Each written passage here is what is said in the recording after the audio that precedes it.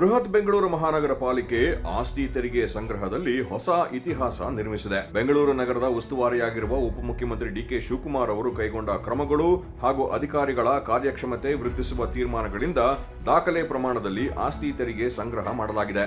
ಬಹು ವರ್ಷಗಳಿಂದ ಆಸ್ತಿ ತೆರಿಗೆ ಬಾಕಿ ಉಳಿಸಿಕೊಂಡ ಆಸ್ತಿ ಮಾಲೀಕರನ್ನು ದೃಷ್ಟಿಯಲ್ಲಿ ಇಟ್ಟುಕೊಂಡು ರೂಪಿಸಿದ OTS ಒಂದು ಬಾರಿ ಪರಿಹಾರ ಅತ್ಯುತ್ತಮ ಫಲಿತಾಂಶ ತಂದುಕೊಟ್ಟಿದೆ. ಇಲ್ಲಿಯವರೆಗೆ ಬಿಬಿಎಂಪಿಯಲ್ಲಿ 4,284 ಕೋಟಿ ರೂಪಾಯಿಗಳ ಆಸ್ತಿ ತೆರಿಗೆ ಸಂಗ್ರಹ ಮಾಡಲಾಗಿದೆ.